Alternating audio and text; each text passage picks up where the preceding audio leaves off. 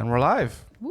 What's going on, everyone? Welcome back to the Odum and Andrea show. This is our podcast where myself and my beautiful wife, Andrea, get together and talk about a book or a person that's written a book about a topic or something that we find inspirational, motivational, or just cool. And we discuss it and we see if there's anything that we can take away from that book to incorporate into our lives, as we strive towards being, the best people that we can be, I guess, because isn't that what we all want? For the most part.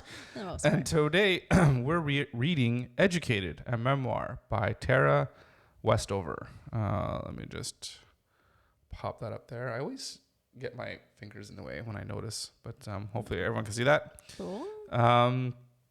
So extraordinary, an act of courage and self-invention. I wonder if this has anything to do with the education system as it is today. Not quite. What's that? Not quite. Not quite? Okay, so that'd be interesting. Did you, so you've heard of that teacher, right? Was it Oakville? Is it somewhere in Toronto here, close to home, and wearing those huge prosthetics breasts, right? Yes. And whatever the whole story is the whole education system. Is why I ask, because, yes, the whole system is just going to hell in a handbasket. It's just quite spectacular to see the complete breakdown. But anyways, a clip came up on YouTube. It was Maxime Bernier talking about it. Did you see it? I think it was a clip or like a YouTube short, and it was just like some pervert in school or something like that. And of course he talks with a really thick French accent, and he's just like, "Do you see this pervert going around in school?" He said just like he didn't pronounce his T's. It was just really hilarious. Just listening to that, because he's just like, we can't allow this in schools. We have to return to some decency, which is just like, just kind of some common sense stuff. Anyways, that's I just thought of that little clip. And yet another reason why we homeschool.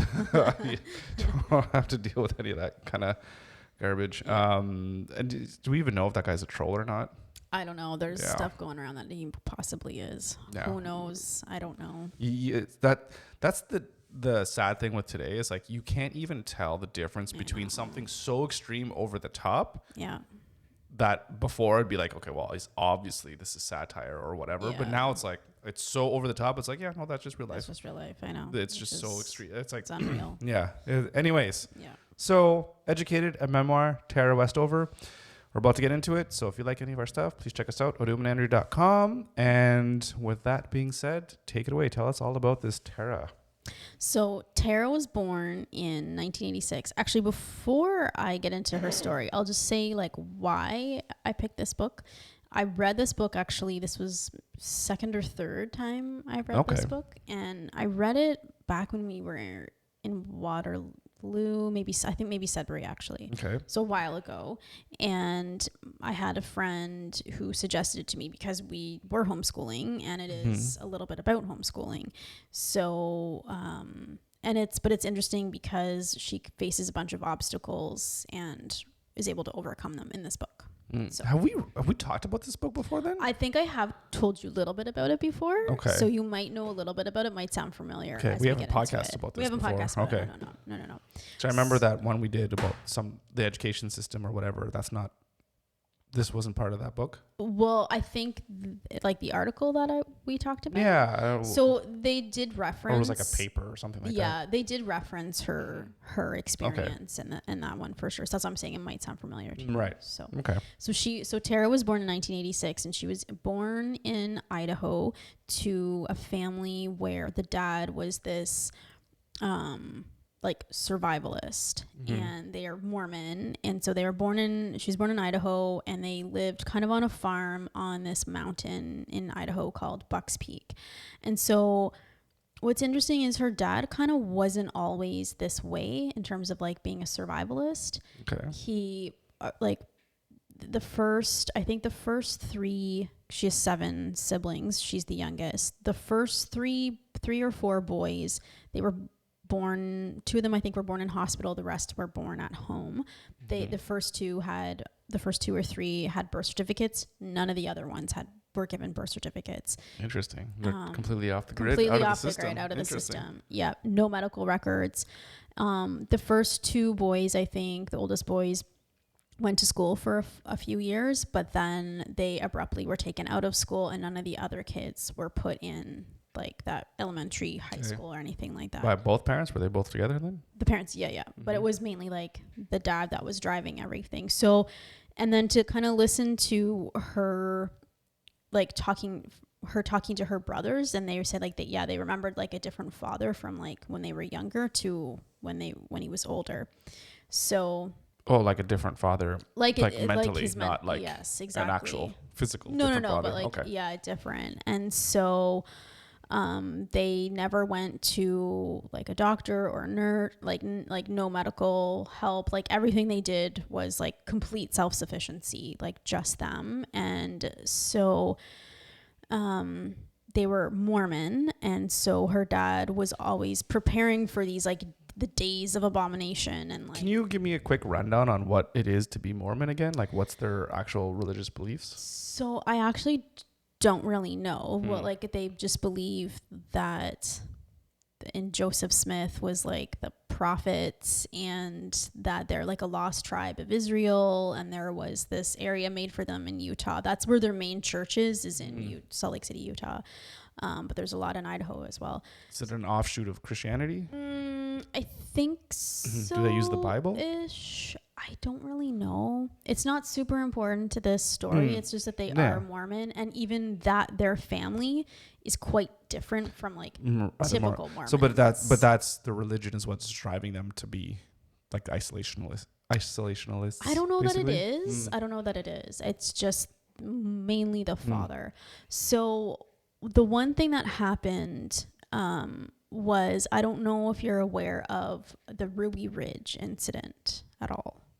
So this was an incident that happened in 1992, and she's about 5 at this time when this Ruby Ridge incident happened. And this was almost like a catalyst for, this incident was like a catalyst for her dad to go like from just, we're not putting our kids in school and we're going to homeschool them, to like full on, we're preparing for the end of days type stuff.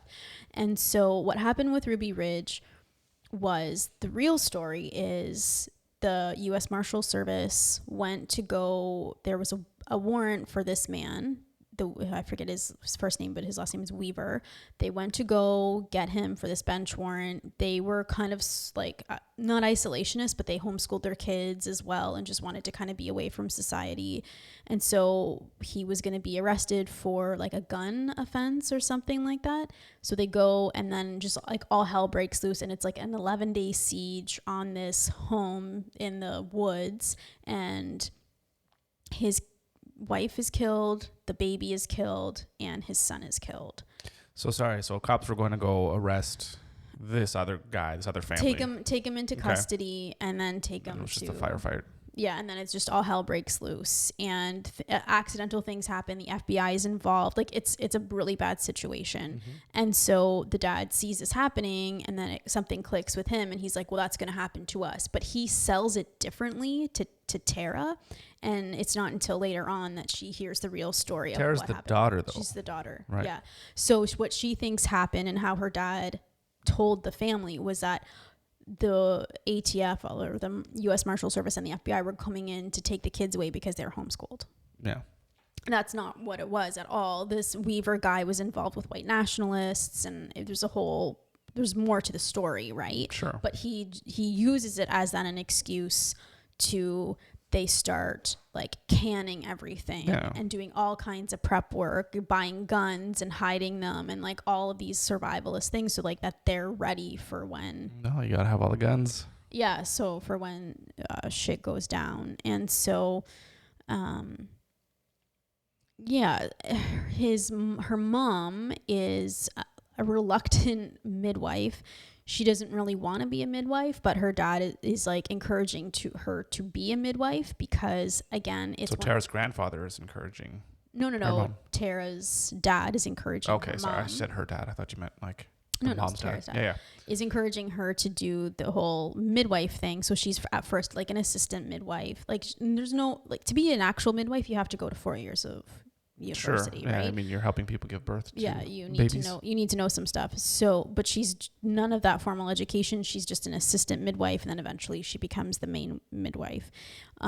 She doesn't really want to do it because obviously there's a lot of responsibility, and what if something goes wrong? She's terrified of something going wrong. Well, yeah. But because the dad wants them to be self-sufficient, this is one way to be self-sufficient. To know how to to get money. So, but she's saying, or you said that she's like a full-blown midwife. Like, how could she even do that if she's not getting accreditation? Yeah, she's not. She So just she's calls herself and she's not.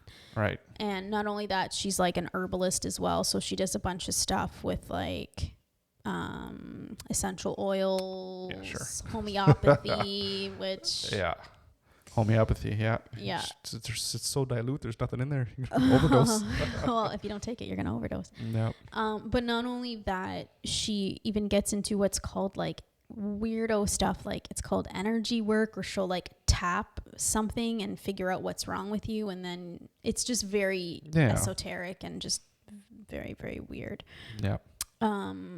So more scammy, snake oil. Yeah. So the other thing, so in terms of like work, the dad owns this scrapyard, which isn't too far away from their house.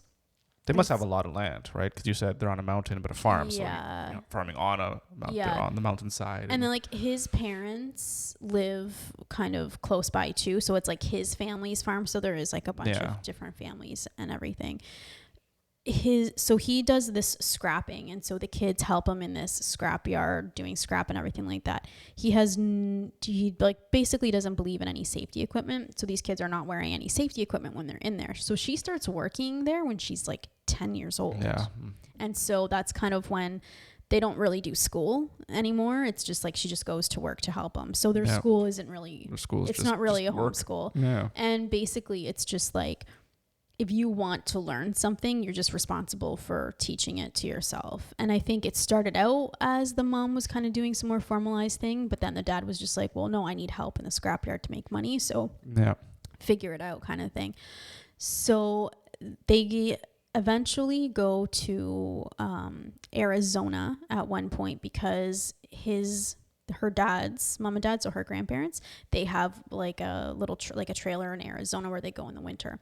And so they go there one winter, and the dad decides, well, they're just going to go back home at this time, and it's like late at night, there's a snowstorm, I think, or the roads are bad, and he makes one of his sons drive, and it's like late at night, so his son's sleepy, and so he falls asleep at the wheel or something like that, and they get into this horrible car crash because nobody's wearing seatbelts, and the mom it sounds like she has brain damage, but of course no one's allowed to go to the hospital. Like, they're all injured, no one's allowed to go to the hospital, nothing like that. And so her mom has to stop midwifing for a while because she can't even stand up because of all the headaches and all of these issues. So, and then that's not even so hang on, so they get in this accident like just in the middle, so I guess he fell asleep, so just rolled into the ditch kind of accident and rolled the car. It's just like, no, it hits like telephone poles. Okay. Like, it's bad. Yeah. So like, does no one see this, I guess? So they don't report it. So no one's there to report it, get the cops in. So they just kind of leave, I guess. Yeah. They call a tow truck, I think, to get it towed by that point. I don't know. But no police are called. Like, no, nothing. Right. So what level of technology do they have? Like, so obviously they're going to have to drive a modern vehicle. Yeah. Do they have a phone line at their house? They eventually get a phone, but the only reason the dad allows them to get a phone is because the mom's a midwife, so she needs a phone. That's the only thing. If you're going to call for business or whatever, right? And then the only reason they get a TV is because he's so... he needs to see what's going on. Well, no, he's like, because at this point it's just before Y2K, and he gets a TV just so they can watch the countdown and watch what he thinks is like the world going to end. Right. And then when it doesn't end, he falls into this like depression basically, and that's why they go to Arizona. And when they come back, it's this huge car accident that happens. So do you remember that?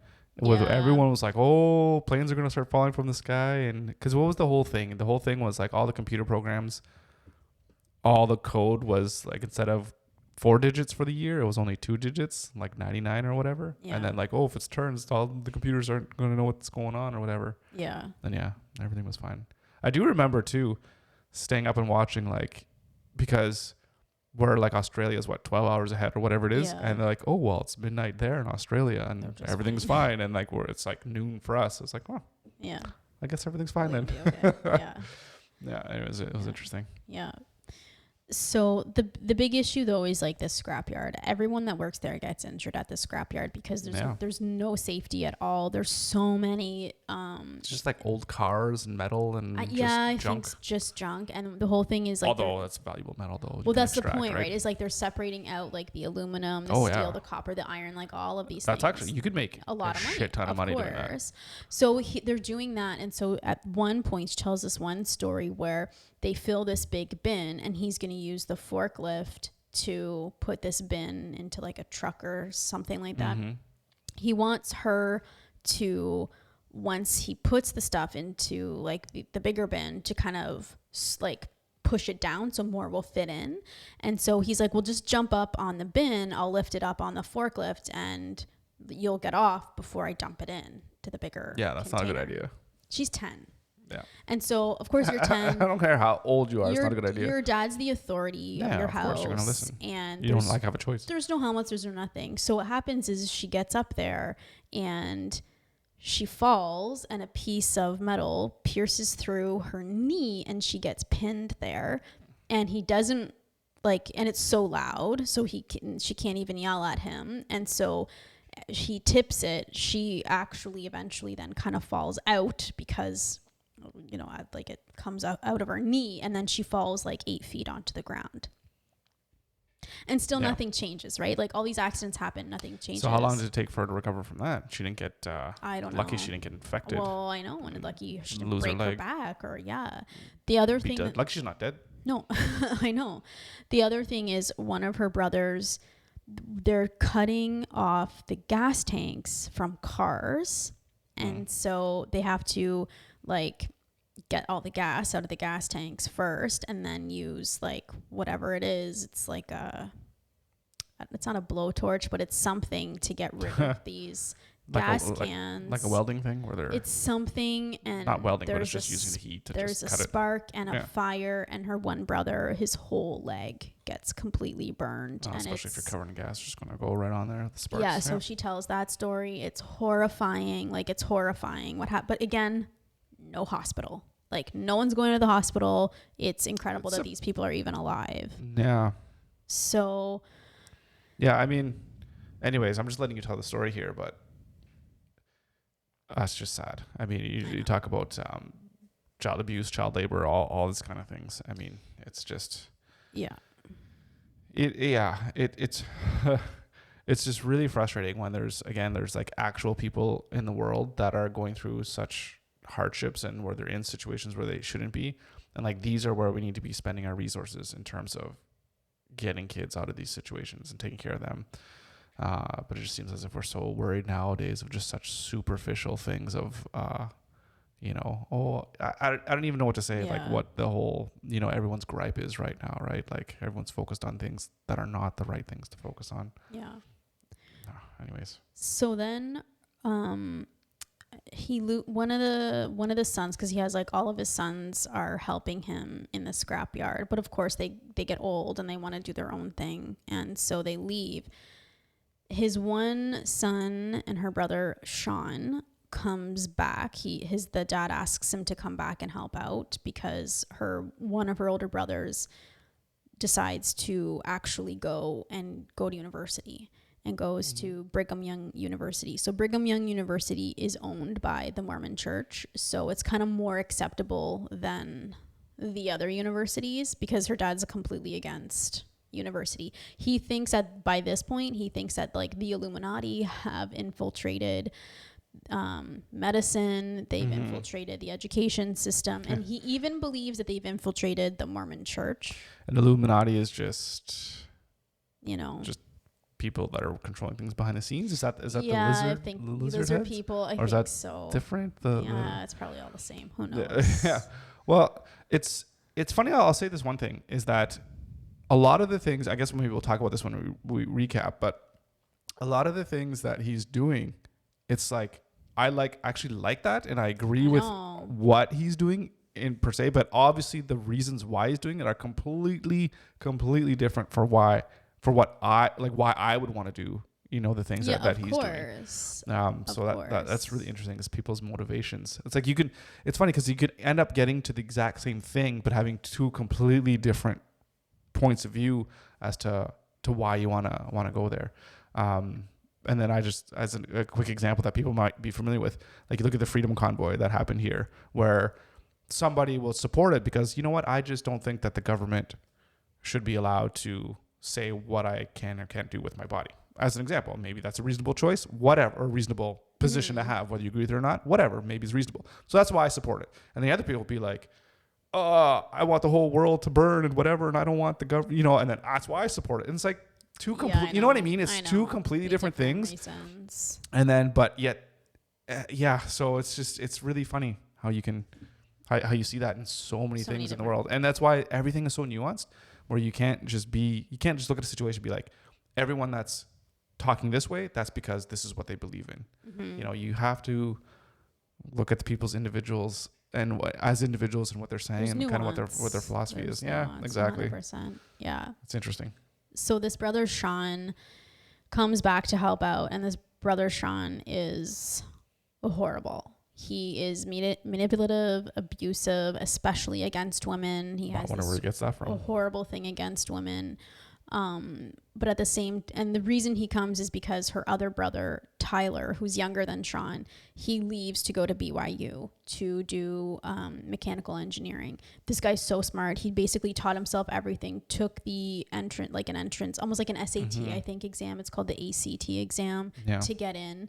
And eventually he'll go on to get like a PhD. So were they allowed then to go to like towns and interact with people? Like, would they be going to the libraries to get books to study? Because, you know, how are they learning this? Yeah, they were, but it was like it was heavily discouraged. And like she eventually would go in and get like a couple different jobs in the town, but it was really discouraged. They didn't want her there, and they did everything. Like they're like, well, we're not driving you in. The like, dad was like, you got to figure it out, kind of thing.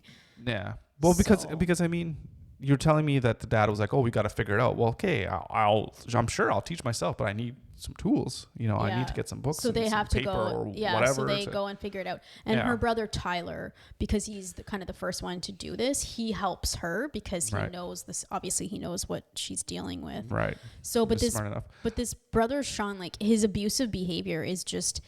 It's so awful, and she talks a lot about it's manipulating her her reality as well. So she almost like can't, and I forget the phrase she used when she was talking about it, but it's just like you're changing that person's perception of what's happening. So like it's gaslighting basically is what it is. Like you're making it like, oh no, we were just playing a game. I was just playing around with you. You were the one that took it too far and went crazy, and you know that's kind of how it went. And so it was hard for her to kind of like looking back, she's able to recognize it now. But in the moment, she was just like, oh, maybe it's just me. But like he would call her a whore. He would like the brother. We'll call her sister? Call Tara a whore. He would drag her and put her head in the toilet. Like he would like crank her wrist and her arm back until it was almost going to break. Like he was just awful. And why? No one was, because he just, I don't know, there's something wrong. And then not only that, not only that, he got into a bunch of accidents because there's no safety equipment. They got some sort of contract to build this, it was like a barn or something. And so the brother, Shawn, is up high somewhere, and he falls and he hits his head. And then he goes crazy, and then they try and bring him down, and he hits his head on the ground again. So eventually he does go to the hospital because someone at the job site calls 911, not because they do, but they're just, the doctors are like, yeah, his he's hit his head so hard, his personality is going to change. And that's when it continues to get worse and worse with him. So. Right. So there's just brain trauma. Oh yeah. 100. Right. 100%. Okay. Well, then that makes a little more sense. So why it would be because he's had so much brain trauma that is. Yeah. You know, like when you hear about I don't know if we talked about this before, but the concussion stuff. Yes. When you have those football players and hockey players, whatever, they have so much brain damage or whatever that they end up being super violent or whatever it is, right? Because whatever the reason is that they're wired incorrectly, or because they've taken so much damage that it just magnifies or just does that behavior, and does it switch your your like ability to know right from wrong, or I think just that you're so I think violent? I think it just depends, right? Yeah. I think there's so much we just don't know. Anyways. Yeah. So she tells her dad, like, she wants to go to college. She wants to go to BYU. And he says, you have cast aside his blessings, so his God's blessings, to whore after man's knowledge. His wrath is stirred against you. It will not be long in coming. So he's like totally against her going. The other ones went, so why? Well, just the one, Tyler. So he was totally against Tyler going too. It was almost like a death of a son when he left. And so, but her mom says something completely different. And this is where you get into the dichotomy of her mother's behavior. And her mom says to her, of all my children, you are the one I thought would burst out of here in a blaze. Don't stay, go. Don't let anything stop you from going. So privately, she recognizes she's trapped as well too, but publicly, and we'll get more into this later. So she goes to BYU and she has a really, really hard time because there's still Mormon there, but they're like not as Mormon or not as like extreme as her family was. Right. And so she has a really hard time. She has no idea how to study. She has no idea that you should be reading the textbooks. She has a really hard time. How'd she even get into the university in the first place? Her test scores, and she gets in. I think there must be something because she is Mormon. Like, right. I'm not really sure. She doesn't get into it too much. Yeah. And so one of the craziest stories she talks about that explains just how naive to the world she is she talks about she's in an art history class and the professor's talking. I don't know what the professor's talking about this one event that happened in history. Mm-hmm. And she puts up her hand and she's like, oh, what does that mean? Like, what does that word mean that you're using? And people looked at her and were so disgusted that she would ask this. They thought she was just kind of like being ignorant and being a jerk about it. And the word that the professor used was Holocaust? The Holocaust. Yeah. She had no idea what it was. So then she went home and looked it up and she was just horrified. Well, but that's, I mean, you're in an education class. If somebody asks a serious question because they don't understand, just like, I know. I mean, that's the whole point of being in an education system. The professor should be like, okay, well, the Holocaust is a word that we use that describes the genocide of certain people, whatever, right? So yeah. But I think because everybody know, like, it's such common knowledge. Like, how would you not even know what that is? But they don't. But she doesn't tell anybody. She doesn't tell any of her roommates, any of her professors that she interacts with. She doesn't tell anyone about what her life is. So they have no clue about what she has been dealing with. Yeah. Well, she's not. She's living on the university, like on campus, I would imagine. Yeah. Well, yeah, an apartment. Yeah, with other roommates. So, but like she's even just like living with them, like. She doesn't like wash her hands or after she goes to the bathroom or shower, and they're having to tell her like you need to take care of your hygiene, basically. Right. Like all of these things that they're just like not she needs taught. to get herself educated. Yeah. On how to do things. So the other thing she was saying when I listened to a couple talks that she gave was one thing that was even more shocking to her than the Holocaust was the civil rights movement, because she had learned they had like a little like Mormon book about slavery, but she was saying it was more about like how onerous slavery was for the slave owner. How onerous it was? For the slave owner to take care of all these people. Yeah. So it is trying. So then I got all these people running around causing havoc, trying to escape. What the hell's wrong with these people? And to even the point when she heard about Rosa Parks, she was just like, oh, well, she stole a seat. So when you steal something, you go like you gotta give it back. You go to jail, you gotta give it back. But she had no concept of that it wasn't stealing, like physically stealing a seat. It was like just what happened. So and it was hard for her to wrap her head around why that was a thing. So that was really interesting to me when she gave that. Well, did she ever experience or see any other people that weren't white, basically? I don't think so. It's like rural Idaho, so it's it's that insular Mormon community. Well, that's what I was saying. If they were keeping them completely locked away. Yeah. So finally she has to go back home during like the summers and Christmas, and she has to work for her dad because she doesn't have any money, and that's how she makes her money to pay for school. And she really, I think, having her eyes opened and everything that's happening with she goes her back. older She's brother. like, what the hell's going on? Yeah, it's really, really difficult. And so she talks a lot to one of the bishops at the school, like one of the Mormon bishops, and eventually she confides in him like what her life has been. Right. And she has someone to kind of talk to. She also learns the truth about what happened at Ruby Ridge at this point, and can kind of see like, oh, like this is like completely different. Like this is what it was. And so there's something wrong here. And then she learns about bipolar disorder. And that's what she thinks. She says multiple times, like, I can't diagnose, but this sounds a lot like what living with my dad was like. Right. That maybe it's not just him wanting to be a survivalist. Like there's something mentally going on. And even the stories of her older brothers and the slow change in him over time, that is also a characteristic of bipolar. Well, bipolar, wouldn't that be not so much of a change, but isn't that when you go high highs and low lows? Yeah. And it sounds like that's what was happening at times with her dad, for sure. So she does, she does end up getting, this is the other thing that's difficult, is she has no money. She needs a root canal.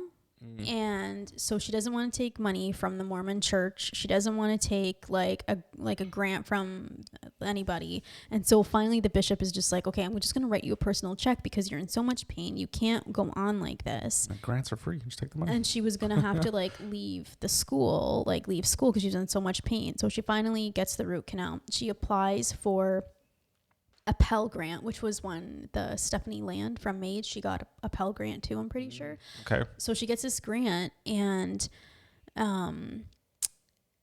it was really hard for her to take it because her dad was always saying, if you take money from the government, basically like they own you and you can't take this money. So yeah, I see where he's where he's coming from, but it's like, okay. But it's just like, and then finally when she got this money, because she was working all these odd jobs during school too, but finally it like allows her to really delve into her studies and to really focus. And then she doesn't have to go back home and work for her dad as well, right? And there's a difference too between like grants and scholarships versus actual loans too. So did you say she got a grant? Yeah. So that's free money then, right? I'm not entirely sure how that works. If it was an actual... Yeah, exactly. Because you know some of the grants that we got at university, right? It's like, oh, well, here's $2,000 grant or whatever. It's just cash. You just never have to pay back, right? Yeah. One of her professors encourages her to apply for a study abroad program at Cambridge University in London, UK. So she gets in and she goes. And again, like it's more broadening her horizon. So she's doing better at school now, I would imagine. She's just like, I was going to say too, because, she doesn't know anything. She doesn't know how to read or didn't know how to read. But again, coming into the game older, you're like, okay, well, you can figure it out pretty quickly about like how to study and how to learn, because when you're younger, okay, it takes you a little bit of time. But when she was only 17 though when she started. That's old enough to know. Like I'm just saying, right? You're not 5 years old, 17. It's like okay, I can kind of figure out how to study and how to do good. Yeah. So she goes to, especially if you want to, right? Yeah. So she goes to Cambridge, and like I said, like she's constantly, like her world's like constantly opening up. Yep. And she did originally, her whole purpose in going to BYU was she wanted to go in for music. And so her purpose was so that you could be like a choir, like the lead, like the choir instructor or whatever for the church. Right. So then it's interesting how that changes, because as she's learning and being educated, now her interest is going into philosophy. And so she's interested in that and history, which makes sense, right? When you don't know what the Holocaust is or that, so it becomes very interesting. Philosophy, history. It's like, do you want to just be permanently unemployed? Where are you going? So she gets interested in that. Eventually, she decides, like, she stays there in Cambridge and she gets her PhD there. Like, obviously, a lot of time has gone. And her dad has a hard time with this because he's basically like, well, you're so far away. Like, if you're so far away, like, I can't protect you. Yeah, I don't need you to protect me. I'm protecting myself. It's like, from when have you Thank ever protected me? Yeah, exactly. So many like things happen, and her sister eventually emails her while she's abroad and says, like, confides in her and basically says, like, Shawn has abused me too, and I want to confront our parents. Like, can we do this kind of together? And I don't think she was ever really super close with her sister, but so she feels like... So one sister and the rest are brothers? Yeah. So they want to go confront Shawn and tell the parents everything as well. And so Tara's like, yeah, like 100%, like, let's go. But then because Audrey, her sister, still lives there and confronts them, and the parents gaslight her, and Shawn gaslights her and says, no, you're remembering it wrong. This is not what it is. And the thing is too, the siblings that are still like on the parents' side, they're all employed by the parents. Well, they're all there. So they don't have a choice to leave. So, and even her mom within this, like she talks to her mom, and her mom apologizes to her as well and kind of says, yeah, like you're right. But then her mom, like, this is the thing. Well, she's trapped too, right? She's trapped too. Yeah, exactly. So,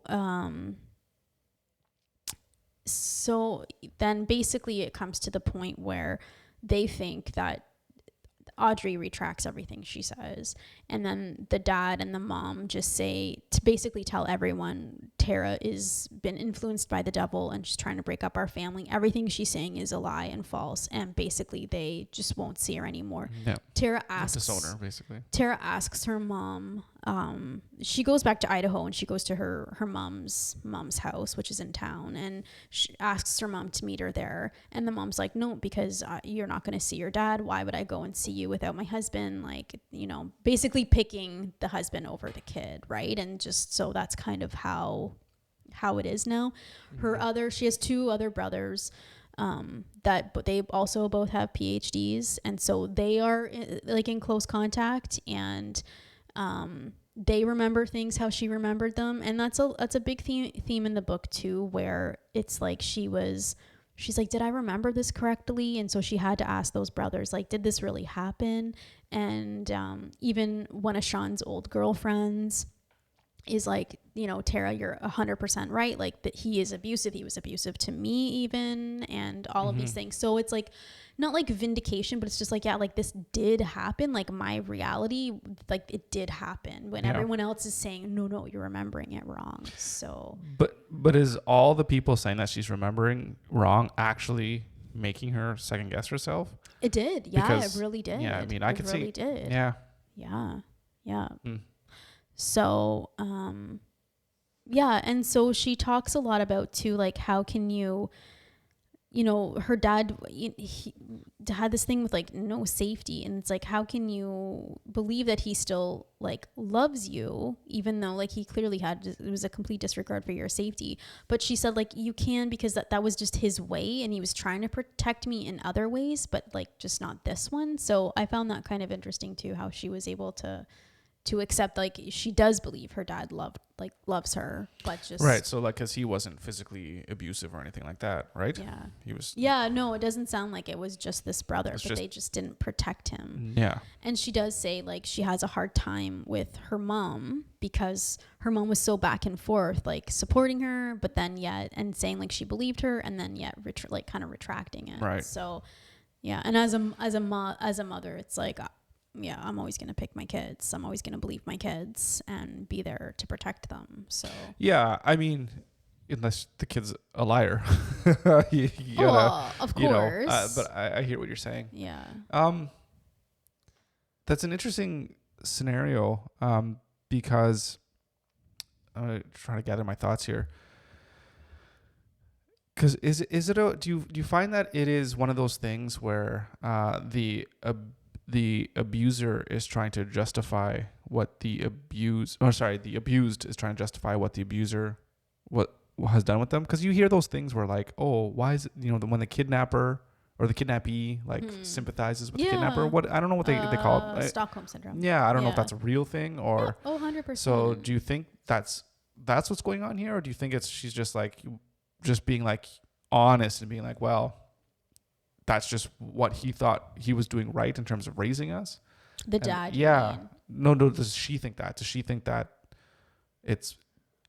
I think she's. Do you know what I mean? I think she's able to look at the situation as a whole and see it for what it is, and think that her dad did have the best of intentions, And I don't know how you can rationalize the whole no safety issues and that sort of thing. I can understand not taking them to a hospital because you think that the mom is a healer and that she can heal anything. Like, I understand that, but not having them be safe to begin. Like, telling a 10-year-old to jump up and then do all this stupid stuff. Like, I don't know how you rationalize that. I mean, the behavior. only thing that I can think of is that's what you're teaching your kids to learn how to be, adults and learn how to, but you know what I mean? Like, you wouldn't even ask an adult to do something like that without like a safety helmet. I wouldn't ask that. Like, you just don't ask someone to do something like that. You need a whole lot more than a safety helmet. But No, I mean, agree, you need safety procedures if you don't want people to get hurt and what have you. So I don't understand why he'd be against. I don't safety measures. But it was always about, because a worker that's dead is no good to you. But it was always about, we don't have time for that. We don't have time for you. We just need to get this done, so we have more time to do more things to make the money. Yeah, it's not very good business decisions to put your employees at risk that way. If you want to be a complete 100% capitalist, it's like, how many days off did he lose because of injury or people, whatever, right? Yeah. So anyways, but I can see that she thinks that the dad has the best intentions, but just obviously is very skewed and inappropriate with how he actually went ahead and did certain things. But yeah. So it was a really good book, and I think it was about being like educated. Oh, is that kind of it? That's kind of it. Yeah. Oh, so like, it's just, are they alive now still? Yeah. She's estranged from her parents. The parents and the few kids that work for the parents have completely like denied what happened. They say, she's lying, basically. I think they even came out with a book themselves. And they have like their own the parents, and they have like their own like essential oils company as well that they run, and that she talks about that in the book actually, and how like they had like employees and it became this like a big thing business. So I don't know, maybe they're just good business people. That's interesting.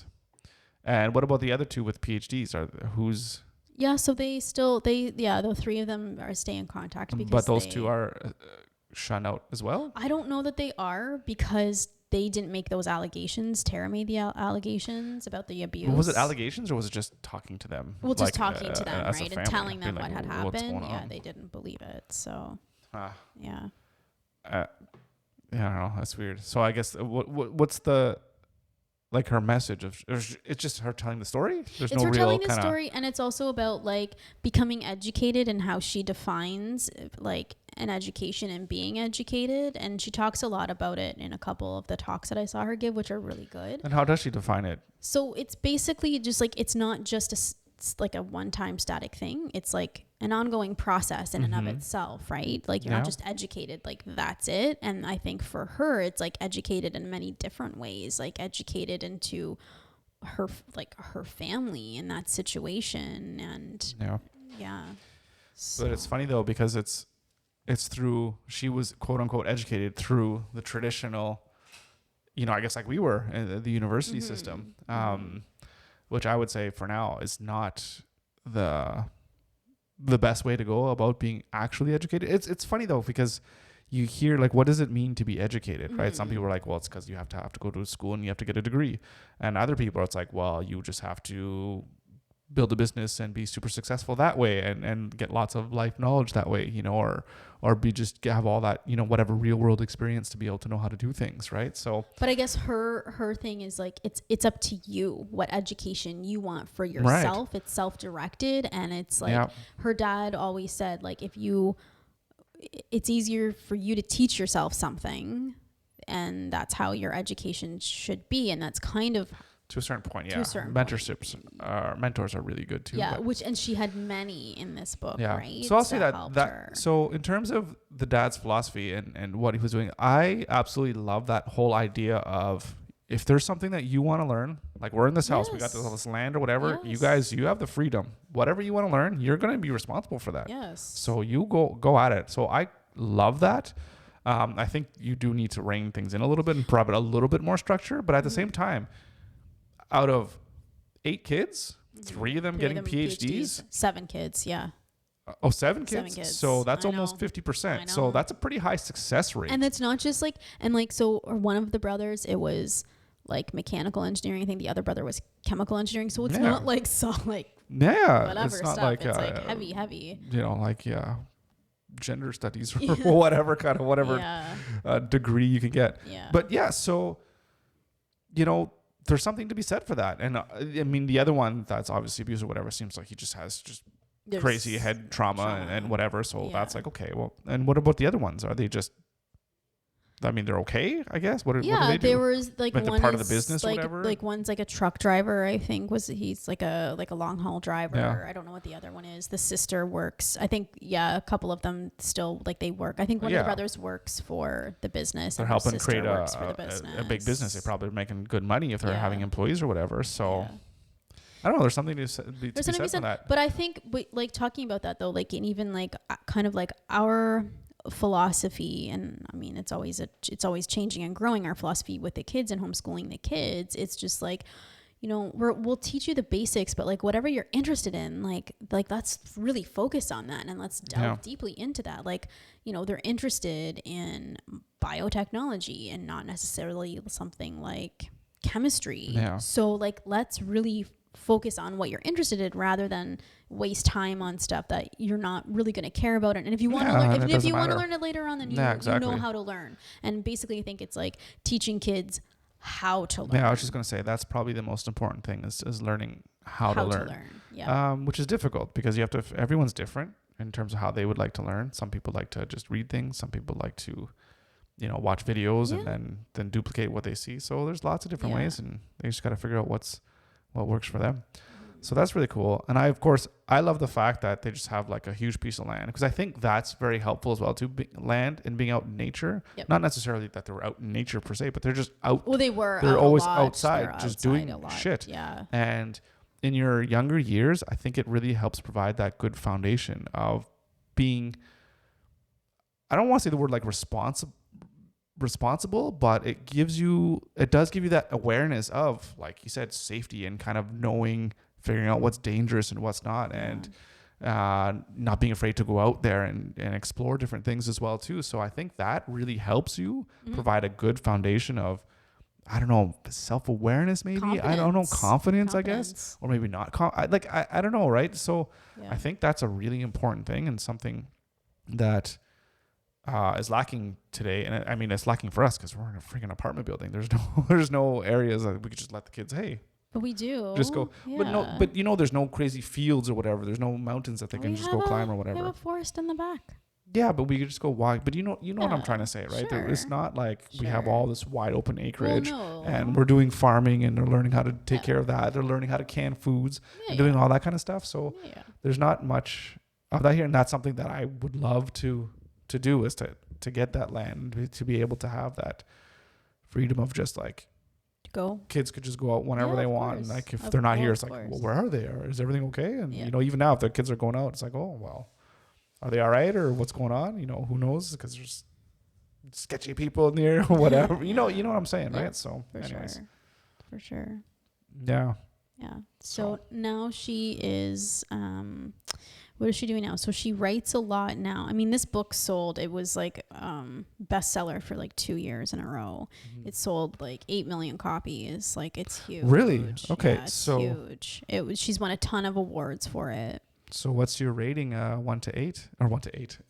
She said 8 million copies. Oh, no, it's 10. 1 to 10. It's a fantastic So it's just book. Really, like, is it fantastic because she's an amazing writer? Yeah. Right. Yeah. She's an amazing writer. Yeah. And so now I think she writes for a bunch of like essays and that sort of thing for a bunch of different outlets. And she's also... What does she write about? She writes it still kind of about her story. Her latest article, I actually read it this week. It was really good. What was it called?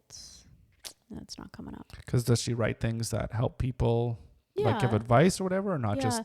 So, it's not showing it. But the article was basically about like how important, like, being able to like not have to worry about money is when you're in school. And she talks about once she got that Pell Grant, how it like, then that's when she was really able to focus on her studies and really take but it in. there's two angles to that. The first one, of course, is not having money. The second is actually wanting to go to school and putting forth 100% effort. Yeah. So when I was in school, at least at the start, I was just like, I know. Yeah.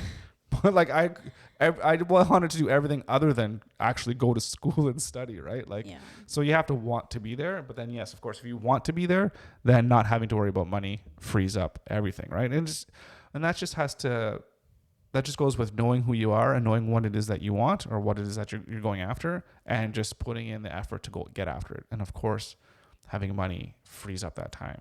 Right. So, because at that time, as I'll say it and say it a million times over, time is the most valuable resource we have. And it's something that is the equalizer for every single human on this planet. Absolutely. We all have 24 hours in a day. What we do with it is our own business. Yeah. So she's also in 2020, she was selected as a senior research fellow for the Harvard Kennedy School. Mm-hmm. I'm not sure if she still is. Like, I don't know if it's just like a year-long kind of thing or not. But she still writes. And I think she said she was coming out with another book, but I'm not. Well, she's younger. You said she was born in 86, right? So she's younger than us, she's too. 36. Yeah, she's 36. Is she married? Nope. No, she's single. So, yeah. So I thought it was a really great book. It was really interesting. So what are your takeaways in this book that you would want to use to apply to our lives? Maybe specifically to parenting, maybe, or anything else? I think a couple things. I think in a way it makes me feel, as a homeschool parent, you always have times where you're like, oh, am I really preparing them? What if they want to go to university? Are they going to be able to do post-secondary if they want to do? Am I preparing them for that? Well, I always smack you across the face every time. It's like, of course they can if they want to. So this makes me feel good because 3 out of 7 kids go on to get a PhD, and they basically were not schooled at all. So it's like, and I guess the thing is if the kids want that bad enough, they'll figure out a way to get it, and they know, like, they always have our support and everything like that. So that kind of was validating. Unless they want to waste their money to university, I'll be like, well, depending on what you're not my kid anymore. You want to go to school? I think the other thing is the importance of being vulnerable and sharing your story and how much it can help other people. And like, she talks about people coming up to her and telling them how helpful her story was to them. And so, like, I've always wanted to kind of write a book about like our journey through autism and everything that we did, in the hopes that it would help other people, because I do have people every once in a while asking me different things about what we did with Tristan to get him where he is today. And also, and not only just about our journey through autism, but even like homeschooling. People are always like, well, how did you get started? And I'm new to homeschooling. Like, what do I do? So I think, but it's hard at times, because especially the autism journey, like a lot of that stuff is like still a little bit raw to me, but being able to share that in order to give perspective and help people, I think that's really important, because she's very vulnerable in this. And well, I mean, I think it helps that movie we saw the other day. I know it's just a movie, so it's not real, but it's just about that person, that Mila Kunis movie or whatever, but just that luckiest girl alive. Yeah, she has an experience, and then by, it was just bottled in, but finally when she releases it and just like have that little bit of a, I don't know, just like a catharsis. Yeah, exactly. Right. And then of course a lot of people are like, well, that resonates with me as well too, or what have you. So I could see that being a good thing for you and for us. Yeah. Even though it is raw, but it could very well help people. But then I also think it helped her. It sounded like it helped her like process a lot of things, because there was so much of this, like, was this real? Did I interpret this correctly? So I think it helped her maybe kind of move through those things and get some closure on what had happened, or not even closure, but just like understand it maybe and process it in a different way. So I think like in terms of like an individual, that could be really helpful. So especially if it's like a chaotic situation, and like I felt like going through a lot of the stuff we went through with autism, there was like so much happened so fast, it's hard to like really process everything. And I still feel like that's a couple open wounds there for me for sure, that probably be good to go to therapy and process some of that shit out. No, not go to therapy. But I think writing about it, because I do like to write, I think that'd definitely be helpful. So that's kind of what I took from it. Right. Yeah. And again, it's going back to that like vulnerability. So yeah. What about you? Cool. What did you? Well, I kind of already touched base on things, just in terms of having that open space, that open learning, and having a lot of land as well. Yeah. Of course. Maybe getting onto the situation of prepping. I love that too, not because I think the world's going to end, but just like to be self-sufficient. There's a few people right now that are on a few nuclear triggers, and I don't like what's going on in the world there. So that's a little bit, but again, I'm not going to spend my days worrying about that, because you can't. Shit happens. And if it's like some kind of crazy nuclear catastrophe, it's just like, oh, do you even want to live anyways? Because the world's like a radioactive wasteland. But in terms of, just being self-sustained or whatever, because if there's supply chain issues and all the shit that's going on with farmers and whatever, it's like, you know what, it would be nice to be able to, even before all this, it would be nice to be able to have my own food and my own stockpile, and be able to know that I am responsible for my own life and my family. Yeah. And even better, like the wider community would be amazing, to just be self-sustained and not have to worry about anybody, to bring in the life-saving things like food, water, and shelter, right? Those are like the three things. So I would love to do that, learn how to can stuff, learn how to preserve food. I think that's just really cool. But again, but not like his reasons are, the world's going to end, we have to do this. Like, okay, well, that's not my reason. My reasoning is because number one, I think that'd be fun. I feel like that would be, having that quiet, simple life too would be kind of cool and relaxing. I don't think it'd be relaxing. Okay, I think it's a lot of work. work. Right. No, you're right. That's not the right word, but I think it would be satisfying. It'd be satisfying and purposeful. Provide you with a little bit of a purpose. Like you wake up in the morning, it's like, well, I have to tend to my garden because that's my food. So I don't know. That's my romantic things now with my romantic glasses. Yep. Maybe I get there and be like, this is terrible. But then I was like, okay, well, let's just turn this house into a nice big pool house or whatever. But it's something that I would love to have anyways. If it doesn't work out, then the grocery store is always just around the corner. But other than that, the education thing is a thing. Just kind of let the kids learn what they want to learn, and just try to encourage them to, just push them into the directions of the things that are of interest to them, right? So absolutely. So that's about it. It's a crazy story with the family. It's crazy family. I mean, I've heard of crazier, I think, but that's still pretty crazy. And I just scratched the surface. So maybe it is. There's a lot of crazy stuff that happens. Yeah. And I think there's a bunch of stuff she even said when she was writing it, because people have asked her, how do you feel about kind of outing your family about it? Do you have guilt about that, right? And putting it out there. And she said there was a lot of stuff that, as she was writing, she had to decide, what's the purpose of this? Am I just putting it in because it's sexy and it'll sell? If it bleeds, it leads kind of thing. And so there was a lot of stuff she chose not to put in, which is crazy to me because the shit that's in there, like I said, I just scratched the surface of what was in that book. So no, for sure. Interesting.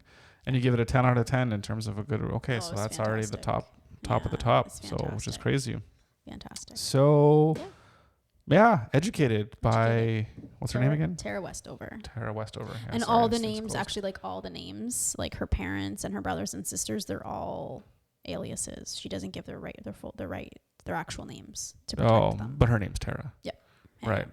So that's not even her real last name? I actually don't know. So do you know the company then? You probably then can't go. Yeah, I looked it up. Okay. Yeah. But does it have pictures of the family then? Also, you can find them. So you can find them. Yeah, because it's Utah or whatever place that you can find some it's farm really and easy to find them. scrapyard or whatever it is. If you wanted to. So interesting. Well, I'm interested to see what they look like. Anyways. Cool. So, yeah, that's everything. Do you have anything else you want to add? No, that's it. All right, up top. Yay. There you go. Look at that. Oh, you're getting so good. We should have a little cookie here to give you a cookie whenever you give a good high five. Thank you all so much for watching. As always, we appreciate the support. Yeah. Check us out, odumandandrea.com. And we'll see you next week. I guess so. Yeah. Was that like a question? We'll see you next week, maybe. Until then. Bye.